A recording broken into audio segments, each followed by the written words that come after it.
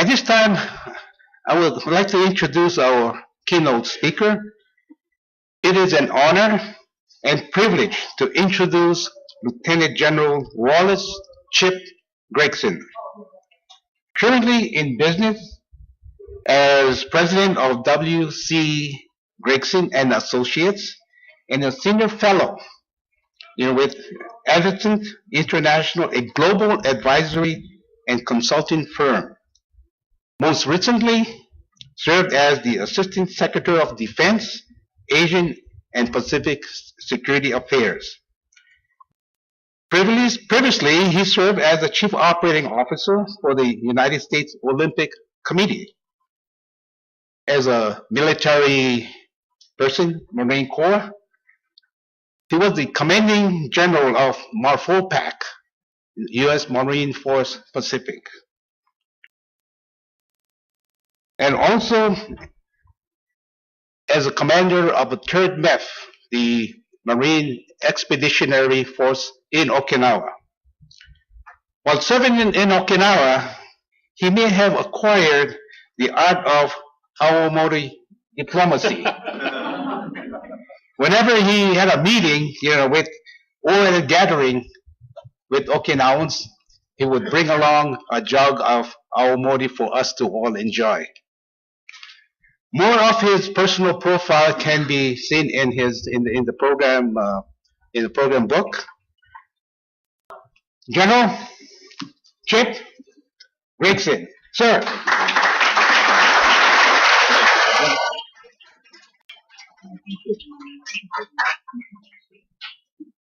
Well, thank you, John, for that wonderful introduction. I also brought, I'm surprised the movers allowed me to do it, but I was allowed to bring 2 or 3 large pots of awamori from Okinawa to Hawaii when I moved here. And they disappeared pretty quickly at the Hawaii-Okinawa Center in one conference. I'd also like to thank Dr. Morrison and the East-West Center, Bob Nakasone for picking me up at the airport very early yesterday morning after he got out of bed. I'd especially like to acknowledge the Aksami-O Club and the delegation here from Ryukyu University. Also, the ever-present worldwide Uchinanchu Business Association, which I've not been surprised to run across in many other parts of the world. I'm always happy to talk story about Okinawa. It's important that we do this. Okinawa is much more discussed than understood. Shakespeare said of Caesar that the evil that men do lives after them, but the good is often interred with their bones. Something similar can be said about Okinawa. Many people in America, including those in uniform that have never been to Japan or Okinawa, think that it's an island filled with 2 warring populations that are always in contention. Japanese and U.S. media both bang so hard on the issues that the beauty of Okinawa and its people sometimes gets buried. I think it's time to change that story. There's probably many of you in the room that want to dive right into the details on the bases, but let me set a context for the situation before we do that later this afternoon. For Okinawa, geography is destiny. Geography shaped Okinawa's history. The question before us now is whether Japan and Okinawa will shape that destiny in a positive way. We have a real opportunity to get this right, but we need to act. The opportunity won't be there forever. Throughout history, Okinawa Prefecture, or the Nansei Shoto, well over 100 islands inscribing an arc from just south of Kyushu to the east of Taiwan, has been balanced between China and Japan. Okinawa forms the eastern and southeastern border of the East China Sea. Okinawa is critical to Japan, China, Russia, and Korea, and has often been contested among those different nations. This geography made the Ryukyu kingdom prosperous in the days of sail as a trading nation, paying tribute to both Japan and China, but ultimately protected by neither. The Industrial Revolution brought ships that moved regardless of the wind, capable of covering much larger distances and carrying much more cargo and many more weapons. Trade exploded in Asia as European and American ships crossed the ocean carrying goods and currency. In the mid-19th century, Commodore Matthew Perry came to Japan and to Naha, Okinawa, with the goal of opening Japan for trade. Okinawa history reports that Perry was imperious and disagreeable. A lot of us who grew up in the Marine Corps would say that describes a lot of admirals. The shock in Tokyo was even greater. It led to revolution. A couple of decades later, as Meiji came to power, Japan annexed Okinawa in part to help provide a barrier to Western traders while Japan modernized. Okinawa became Japan's newest prefecture. Increasing Western attention and trade brought other changes in addition to goods and business. From the mid-19th century onward, China labored under increasing difficulties due to importation of opium and territorial concessions to Western powers. China and Japan went to war in 1894 over control of Korea. Japan defeated China's debilitated forces. This highlighted the success of the Meiji Revolution. For the first time, regional dominance in Asia shifted to Japan. China's loss of pride and general national dissatisfaction led to many rebellious movements. One, the Boxer Rebellion, affected Western nations. The Boxers, believing they were impervious to Western munitions, laid siege to the Beijing legation quarter, the home to all the foreign embassies. Chinese forces were unwilling or unable to break the siege. 55 days later, Western forces drawn from 8 nations, including the United States, entered China without seeking diplomatic permission, marched to Beijing, and broke the siege. This proved to be the death knell for the Qing dynasty, and it crumbled in 1911. All was chaos under heaven, and it would remain so for quite some time. Events on the other side of the world impacted Okinawa. 100 years ago, in 1913, the world was at peace, and all the smart people said that Europe would never return to war because the world's economies were now fully integrated. Globalization was not a word yet, but it was the same thing, but without the iPhone. Despite this wisdom, a year later, an unemployed Serbian nationalist, dying from tuberculosis, shot and killed the Archduke Ferdinand of Austria and his wife. An incredible chain of misjudgments and blunders led to what became the Great War. Japan, allied with Great Britain in this war, invaded Germany's Pacific territory, the Northern Mariana Islands. Post-war settlement talks in the League of Nations granted Japan the islands. They are better known as Saipan and Tinian, as well as 13 other islands. The failure of Okinawa's sugarcane crop led many sugar farmers to move to the Northern Mariana Islands. In 1944, many Uchinanchu perished in the battle there. Okinawa's greatest tragedy, of course, is the Battle of Okinawa. In terms of forces involved and the scale of conflict, the Battle of Okinawa remains the greatest air-land-sea battle in history. General Uchijima, the commander of the Japanese forces, was charged with prolonging the land battle as long as possible to allow the Japanese aerial suicide attacks to defeat the Allied fleet supporting the forces offshore. He did his mission well. The U.S. lost 34 ships sunk and many more damaged. The civilian population, caught in the middle of this rain of steel, suffered greatly. Something between 1/4 and 1/3 of the population perished. Some people mark a figure even higher. The carnage on Okinawa greatly affected calculations in the United States over the potential costs, military and civilian, of invading mainland Japan. As you know, that led to the beginning of the nuclear age. With peace at hand, the rebuilding of Japan began. A rapid return home of our forces and precipitous demobilization followed. But peace proved to be something less than enduring.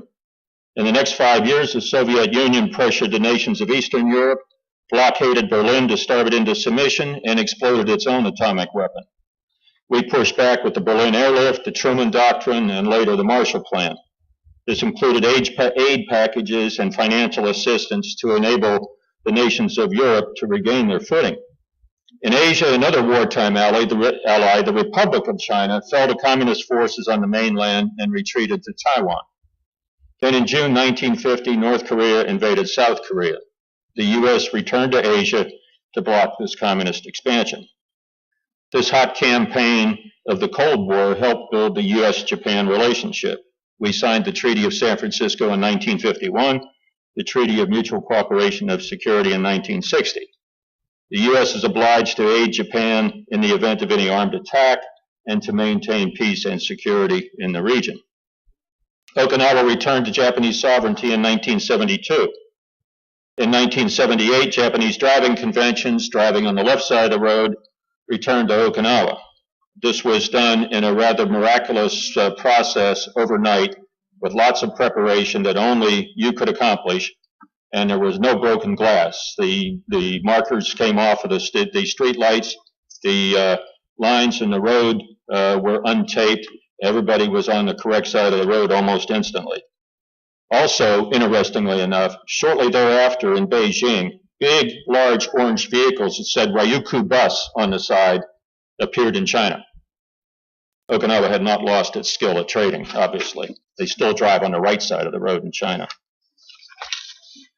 Today, the U.S. and Japan face a new situation in the region and globally. The U.S. and Japan need China to be a successful contributor to the international system. The United States has a vital economic relationship with China, as does Japan, and as do our other allies and friends.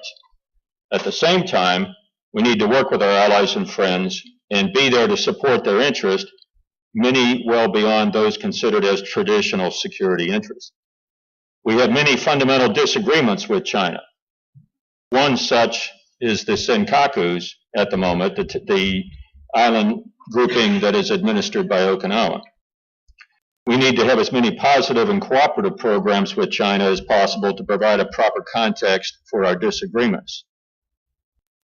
As part of the maintenance of peace and security, we deploy forces overseas to operate in support of the policy and the strategy of the United States. We do this with the active support and cooperation of our allies and friends. Military and naval bases are very useful things. They make a profound political statement long before they make a military statement. Any presence of foreign forces in another country requires a compromise of various principles of sovereignty on the part of both countries involved. Any such presence is a strong validation, at some cost, of commitment to common security goals. Bases are also very useful and cost-effective means to develop, train, and maintain forces. Bases support alliance training and development. Bases provide valuable deployment platforms and support for forces operating throughout the region. Our forces overseas have an important deterrent role, but if that was all they did, it would be a very expensive and unprofitable undertaking. The role of our forward deployed forces is far broader and more constructive than simply waiting for someone to turn the master arming switch on. Broad, active, widely distributed presence throughout the Indo-Asia-Pacific region dampens sources of instability, deters conflict, gives substance to U.S. security commitments, and ensures continuing American access to the region. The presence and the efforts of our forces help shape the regional geopolitical climate, and they remain immediately available to respond if needed. Secretary Gates introduced the concept of a widely distributed, operationally resilient, politically sustainable forward presence. This signals the recognition of the importance of Southeast Asia and the Indian Ocean area. The concept expands the geographic distribution of our forces and the geographic reach and distribution of the U.S.-Japan alliance. In all the rhetoric and discussion of our alliance transformation and realignment agreement with Japan, very few observers note the U.S. promise to provide for the continuous presence of Japanese forces and their training in Guam and the Mariana Islands. This is already underway and will be expanding. This is an expansion of the U.S.-Japan alliance to Guam, the Commonwealth of the Northern Mariana Islands, and in the future to the compact states of the Republic of Palau, the Republic of the Marshalls, and the Federated States of Micronesia. It is a major strategic step forward designed to rapidly increase the efficiency and the effectiveness of our alliance forces when we are operating together in high-intensity modern operations. Asia and the Pacific, the object of all this rebalancing and realignment stretches from the Indian Ocean, from the Indian subcontinent to the western shores of the Americas. It spans 2 oceans increasingly linked by shipping, energy, trade, and strategy. It includes 5 U.S. treaty allies. It includes sovereign U.S. territory, 1 island nation in covenant with the United States, and 3 island nations in compacts of free association with the United States. This region includes the world's most populous country and its future most populous country, India. The world's largest and second largest Muslim populations within single national boundaries are in this region. It's home to 3 maritime straits, the Malacca, the Sunda, and the Lombok, that permit the easy passage of well over 1,100 fully laden supertankers per year, most passing on into the South China Sea, bringing energy to China, Japan, the Republic of Korea, and Taiwan. This body of water is surrounded by China, Vietnam, the Philippines, Brunei, Malaysia, Indonesia, Taiwan, and Singapore. Many nations have competing claims to various islands and reefs in the South China Sea, and thus competing claims to fishing grounds, seabed resources, and exclusive economic zones. 50% of the world's seaborne commerce tonnage and 1/3 of the world's value in trade traverses this sea.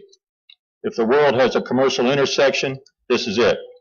Traditional international law is favored by the United States, calls for freedom of navigation and peaceful settlement of disputes. This is being increasingly challenged by China's claim of historical rights to the entire South and East China Seas. I said at the beginning that geography is destiny. History seems to bear that out. Current events and current challenges to peace and security seem to validate that statement. A key part of the recent U.S.-Japan agreements is recognition of the tremendous development and economic growth opportunities in Okinawa. Many of the bases in Okinawa, as you well know, developed in the southern region, the very site of the greatest urbanization. Our plans call for the replacement of the Futenma Marine Corps Air Station with a facility at Camp Schwab in the northern part of the island away from the urban sprawl. Combining this with movement of some of the forces to Guam, Australia, and other places, this means that we can close nearly 5 bases south of Kadena and consolidate the remaining activities away from the cities and return 892 hectares of prime urban real estate to Okinawa. The bases designed for closing are Camp Kinser, Camp Lester, the Kui Fuel Farm, the lower 1/3 of Camp Foster, and of course Futenma. A quick story, since this is a top story forum. I came back to Okinawa in 2000 at exactly the time of the Clinton-Obuchi summit. I represented the U.S. Department of Defense at a ceremony announcing the Obuchi Fellowships. In speech after speech, speakers talked about the Battle of Okinawa and the occupation era and all the bad things that happened in the battle and in the occupation era. The only good thing that they cited about the occupation era was the opportunity to study at American schools and how grateful they were that the U.S. Department of Defense saw fit to create this Obuchi Fellowship program. Over the course of the next 3 years while I lived in Okinawa, I had the pleasure of getting to know these speakers and many others. The need to improve education came up again and again in our conversations. Together, Japan and Okinawa and the United States now have the opportunity and the obligation to use Okinawa's geographic destiny to enhance the education, business, and professional development climate in Okinawa. Remaining 47th out of 47 prefectures in virtually every education and economic statistic is no longer acceptable. The new government in Japan is determined to get this on track. Initiatives to enhance English language education and increase access to English language university education are underway. Other initiatives capitalize on the success of the extraordinary Okinawa Institute of Science and Technology to develop a medical center of excellence. This medical center of excellence would provide state-of-the-art care for not only Japan's aging population, but also the aging populations of Northeast Asia. Pharmaceuticals and devices would qualify for approval faster through U.S.-Japanese cooperative development at this center. Professional career development for Okinawa youngsters would be greatly increased in the related fields of medicine, healthcare, data management, and a number of other fields. Now is the time to move beyond ideology and craft a more sustainable future that leverages Okinawa's geography and not denies it. Thank you very much.